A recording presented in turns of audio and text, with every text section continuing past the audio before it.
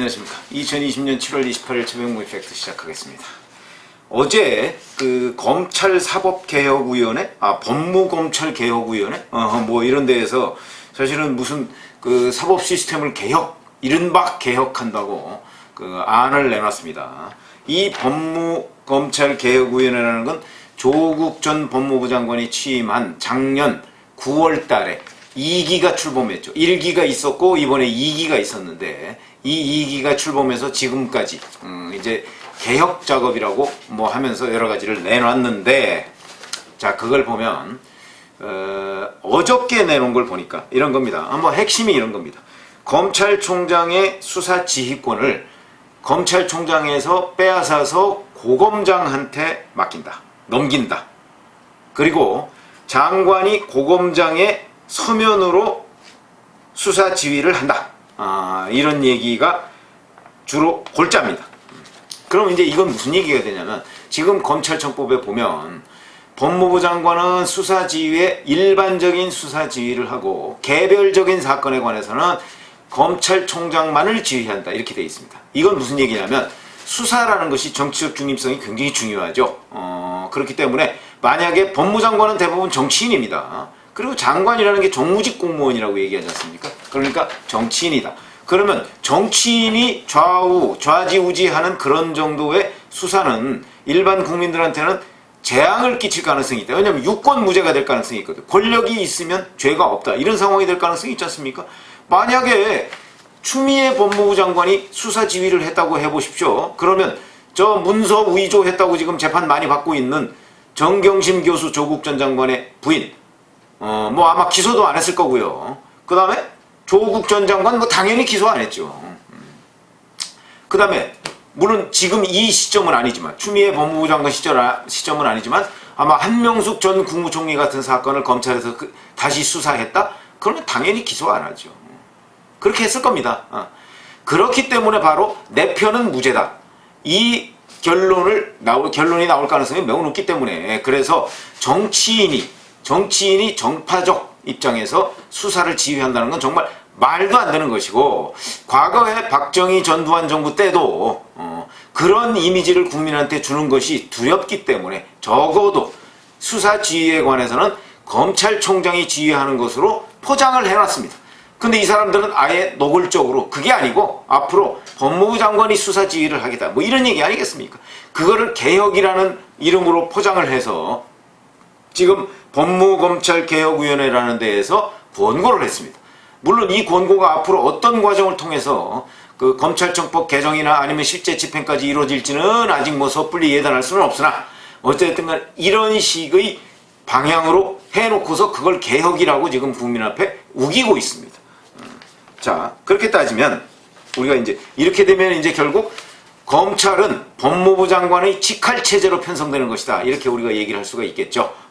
그 다음에 자, 이것도 이제 문제라는 것이고, 문제점은 나중에 제가 하나 둘씩 짚어드리겠습니다. 그러면 7월 2일에 보면 검언유착 자문단을 윤석열 검찰총장이 소집을 했는데 추미애 법무부 장관이 이거 열지 마라, 이렇게 얘기했습니다. 근데 그거에 대해서 법무검찰개혁위원회가 이 소집 중단하라고 긴급 권고를 했습니다. 이것도 역시 윤석열과 검찰총장이라는 이름을 우리가 떼서 볼 때, 윤석열 검찰총장이 아니라면, 만약에 다른 검찰총장이라면 이런 긴급 권고를 했을까? 그 다음에 어제 발표한 그 법무부 검찰개혁위원회라는 권고안도 만약에 검찰총장이 윤석열이 아니라면 그러면 그런 권고가 나왔을까? 이런 의문이 되는 것이다.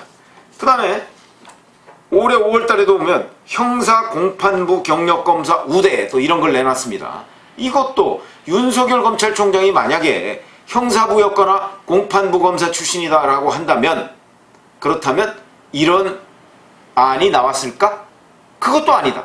이렇게 본다면 지금 법무검찰개혁위원회라면서 개혁이라는 이름으로 포장해서 국민 앞에 내놓고 이렇게 해야 됩니다라고 얘기하는 거는 전부 다 윤석열 검찰총장이기 때문에 나온 아니다. 그러니까 윤석열 맞춤형으로 개혁이라는 지금 카드를 들고 나온 것 아닌가. 이게 과연 합당하냐 하는 거를 제가 말씀을 드리겠습니다. 자, 우선 첫 번째, 개혁을 하는 이름으로 포장을 했습니다. 그러면 지금 법무부 장관이 지휘하는 게 수사를 지휘하는 게 개혁입니까? 검찰총장이 지휘하는 게 개혁입니까? 이게 지금 윤석열 검찰총장 임기 2년인데 지금 1년 지나고 이제 1년도 안 남았습니다. 자, 그러면 내년 7월 달에 차기 검찰총장이 있을 때 뭐 지금 뭐 벌써부터 이성윤 서울중앙지검장이 검찰총장이 될 것이다 이렇게 검찰 주변에서 파다한 모양이던데, 그러니까 문재인 대통령 경희대 후배가 된다 이런 얘기죠. 파다한데인데 그렇게 된다고 문재인 대통령의 퇴임 후가 보장되는 것 저는 아니라고 봅니다. 그러나 어찌됐든 간에, 자, 그러면 윤석열 검찰총장이 내년 7월 달에 어찌됐든 간에 그동안 잘 버틴다면 이제 그때 퇴임을 할 텐데, 그때도 그러면 이런 권고안은 정말 유효한 것인가? 저는 유효하지 않다고 보거든요. 그럼 그때는 다시 또 이 법무검찰개혁위원회에서 이제 총장의 수사지휘권을 회복하는 안을 내놓으려고 하나요?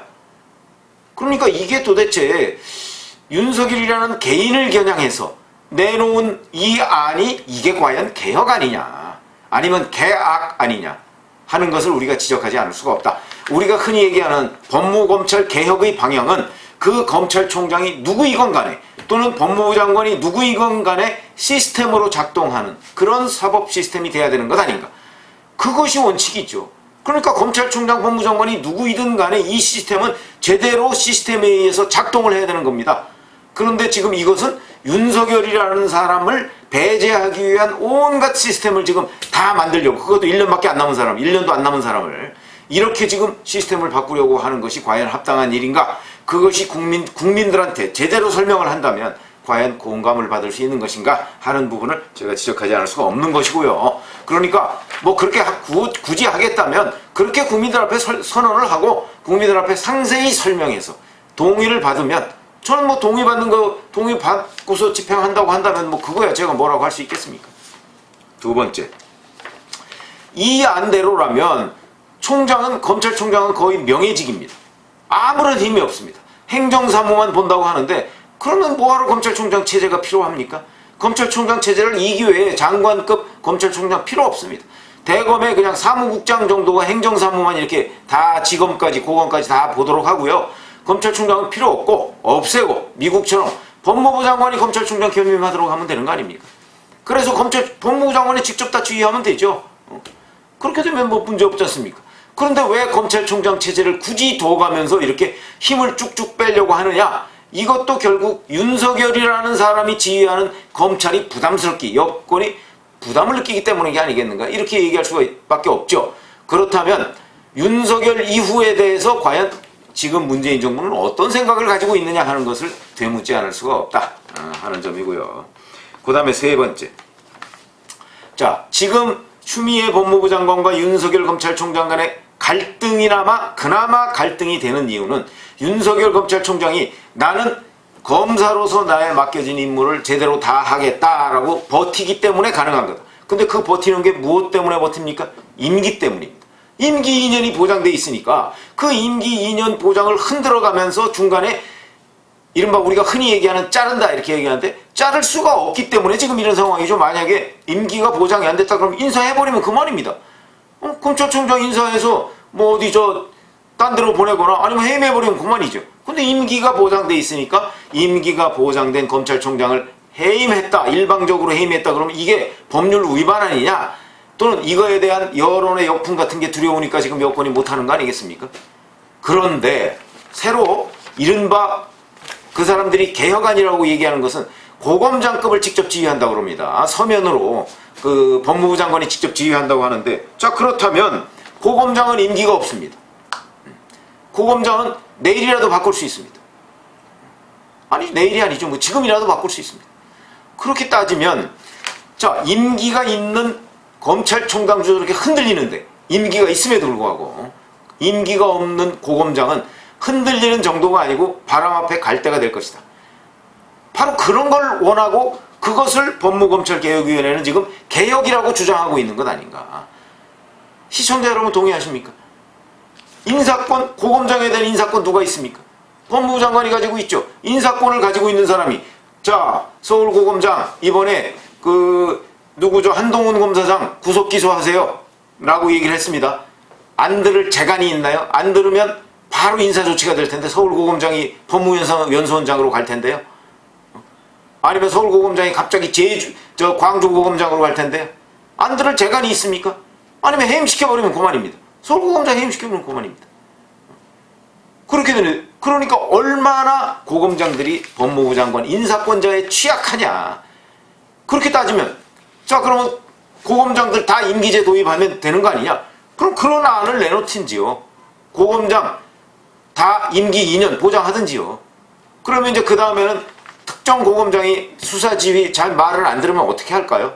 그때는 이제 고검장의 권한을 지검장한테 분산한다 또 이럴까요? 그럼 지검장 또 말 안 들으면 이제는 부장검사한테 그 권한을 분산한다 이렇게 얘기할까요? 그게 개혁입니까? 그거에 대해서 법무검찰개혁위원회인지 뭔지 하는 그 사람들이 설명을 해야 된다. 국민들 앞에 이런 말씀을 드리는 것이죠. 고검장은요 지금 검찰총장보다 수백 배 더 법무부 장관에 취약합니다. 이런 취약한 고검장을 직접 지휘하시겠다 장관이, 그게 과연 개혁이라는 이름으로 포장해서 국민들한테 납득이 될 수 있는 내용이냐 하는 걸 제가 말씀드리지 않을 수가 없고, 그 다음에 보다 더 결정적인 문제, 수사와 재판은 공정해야 된다는 건 뭐 우리가 누구나 다시 말로 안 해도 충분히 알 수 있는 내용입니다. 수사가 만약에 편파적으로 이루어졌다고 한다면 그럼 민주당 사람들은 다 무죄고 미래통합당 사람들은 다 유죄입니까? 그렇게 될 겁니다. 왜냐하면 추미애 법무부 장관이 지금 하는 전체적인 흐름의 방향이 바로 그런 거 아니겠습니까? 내 편 무죄 이거 아닙니까? 그러면 추미애 법무부 장관의 생각으로는 내 편은 다 무죄인데, 아니 내 편이 있는 사람이 만약에 뭐 유재수 전 금융위원회 금융정책국장 이런 사람이 들어오면 무죄로 만들어야 될 텐데, 그럼 무죄로 수사지휘를 할 거 아닙니까? 그럼 어느 고검장이 그 말을 거역할 수가 있겠습니까? 자기 다음번에 또 승진도 해야 되고, 승진 문제가 아니고 바로 그냥 옷 벗고 가야 될 상황인데 임기가 없으니까 이럴 텐데, 그렇게 되면 정치적으로 전혀 중립적이지 못하다, 외풍을 견딜 수가 없다, 뭐 이런 정도의 취약점이 생기는데, 이 취약점을 물론 노리고 그런 지금 개혁안이라고 내놨겠죠. 근데 그게 과연 개혁안이냐? 이 점에 대해서 다시 묻지 않을 수가 없고, 그러면 결국 유권 무죄, 권력 있는 사람은 무죄가 된다, 이런 얘기가 되는 것인데, 이거를 국민들 앞에 이거는 수사의 독립성을 보장하는 방안입니다, 적어도 법무검찰개혁위원회라고 한다면 그러면 수사의 독립성을 보장한다는 부분에 법무검찰개혁위원회가 동의하나요? 하지 않나요? 동의한다고 지금까지 수사의 독립성을 보장하기 위한 방안이라고 주장을 해왔습니다. 어떤 게 더 정치인 출신의 법무부 장관이 지휘하는 게 수사의 독립성이 보장되나요? 아니면 검사 출신의 검찰총장이 지휘하는 게 수사의 독립성이 보장되나요? 이런 부분에 관해서 법무검찰개혁위원회 뭐 어떤 사람들이 거기 있는지 모르겠는데, 그 뭐 변호사 출신 한 사람이 뭐 그 위원장이더라고요. 그 사람은 답을 해야 된다. 그 부분에 관해서 만약에 누군가와 토론을 해야 된다면 충분히 토론을 해가면서 국민 앞에 다 깨놓고 이런 문제를 얘기를 해야 된다. 자, 추미애 법무부 장관이 수사의 독립성을 보장할 수 있습니까? 윤석열 검찰총장이 수사의 독립성을 보장할 수 있습니까?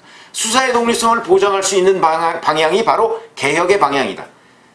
그런데 이 사람들이 내놓은 안이 그 개혁의 방향에 역행하는 건 아니냐, 이런 지적을 아마 100이면 100 다 할 텐데, 그렇기 때문에 지금 이 사람들의 목표는 법무검찰 개혁을 위한 방향이 아니고 어떻게 하든 윤석열이라는 사람의 힘을 빼는 데에 목표가 있다.